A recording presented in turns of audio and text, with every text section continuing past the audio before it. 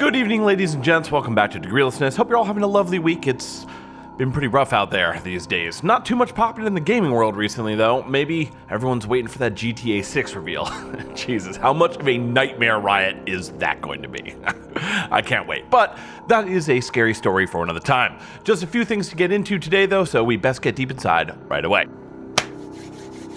Just time for a quick recap of the week, which was dominated almost entirely by the increasingly mortifying, extremely public, agonizing failure of Call of Duty Modern Warfare 3 Take 2. Wow, I don't think any of us really expected this one to be, I don't know, good somehow, but I definitely didn't expect a 1.7 on Metacritic either. That is amazing. So, what happened? Judging from all the articles I've seen alleging rushed, sloppy development along with record-breakingly short dev times of barely 16 months, I think it's pretty clear what happened. It's the same thing that happened with Redfall a few months ago. They miscalculated. Just a little spreadsheet snafu. Nothing serious, really. Not to these corpo fucks, anyway. As we've discussed before on the channel, sloppy, rushed development, lazy QA, and uninspired design are hardly unique occurrences in the horrifying dystopia of AAA video games that we now inhabit. In fact, they are practically staples at this point. So no problem there, that part is expected. No big deal. We all know AAA game releases these days are far less a function of what will our customers enjoy and much more a result of what will our customers tolerate. The problem with Modern Warfare 3 Take 2 wasn't that somehow the entire company accidentally forced their staff to stuff the entire game's development into barely more than a single year. Whoops! No. The problem was that they assumed the minimum viable product produced would be tolerated by their customers. It's a calculation they make almost every year with games like Call of Duty, Battlefield, and shit like that.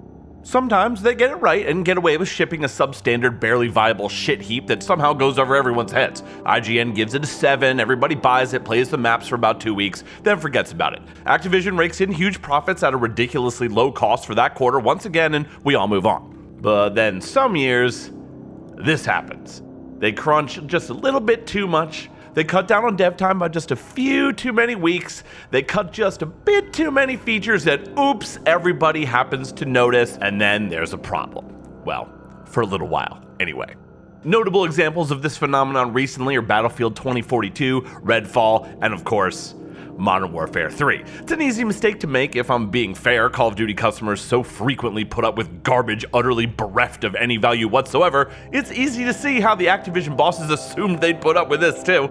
I'm always amazed to see just how low the bar gets year after year and what Call of Duty customers decide is acceptable. Personally, I think they deserve a franchise built with genuine passion, care, and creativity that gives them a decent value for their money.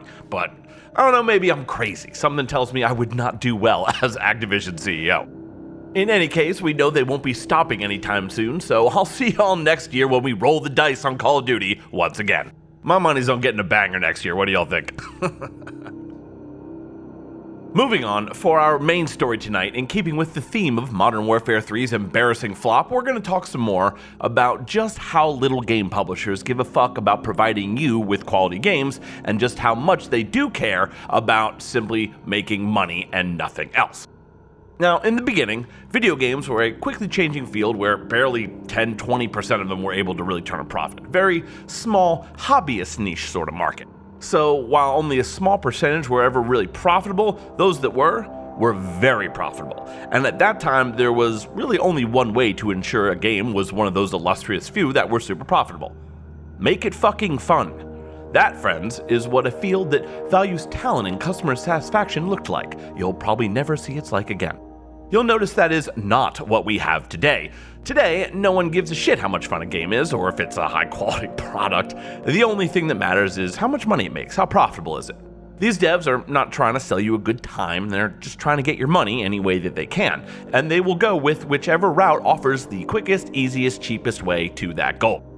But that's all stuff we know. It's all stuff we've talked about here on the channel many times. So we're not going to go too deep into modern gaming economic theory today. Today is about receipts. That's right. It's come out recently, maybe you've heard, that a fucking microtransaction outsold an entire AAA game. Not the first time, I'm sure, and definitely not the last. You'll often hear me, and to be fair, a few others, talk about this stuff in the absolute piss-poor state of the modern industry, but it's rare that we get real specific examples that so perfectly encapsulate and demonstrate our point. So when we do get one, I think it's important to examine. And our most recent example of the minimum viable product, profit before everything, microtransaction hellscape approach of most AAA game companies comes to us today courtesy of Activision Blizzard, one of the originators of this terror ride that we all seem to be stuck on. An ex-Blizzard dev, Jason Hall, over on his new company's YouTube channel, has provided some fascinating, if not nauseating, details on some of Blizzard's past exploits, namely that the so-called Sparkle Pony microtransaction made them more money than all of StarCraft 2. A $15 microtransaction horse made more money than StarCraft 2. What? Yeah, let me explain. Our story begins a few years ago with the release of one of World of Warcraft's first microtransactions, if not the first, a sparkly horse that you could ride. Hooray, right? No, not hooray, actually. It was received by the community in the same fashion that most microtransactions have come to be received. Everybody said they hated it, and then everyone bought it anyway. Well, perhaps not everyone, I certainly didn't, but enough did so that the current World of Warcraft looks like this now. And while not exactly my point for today's episode, it is a very effective example of why microtransactions are just so fucking poisonous. Simply engaging with them is enough to damage a game in the industry landscape because even if it's just a horse or just cosmetics, you're still sending the developer a message that reads loud and clear, yes fucking please. I will tolerate this. If you make more, there's a good chance I'll buy that too. See too much of that, and you get this. People keep buying them, so as a developer, you're going to continue making more. It just makes sense. We did this to ourselves. This isn't good. Now imagine for a moment that you are a developer, or perhaps the head of a development studio. Which would you rather make? A game like, let's say, StarCraft, or a sparkly horse that you could sell as a microtransaction? Now, Shanghai Pete, you may be thinking, what a silly question. One is an entire full-budget gaming experience, the other is a stupid microtransaction. What dedicated creative professional or passionate developer would want to make some shitty microtransaction instead of an entire game? Well, unfortunately, the past decade or so has already shown you the answer. All of them.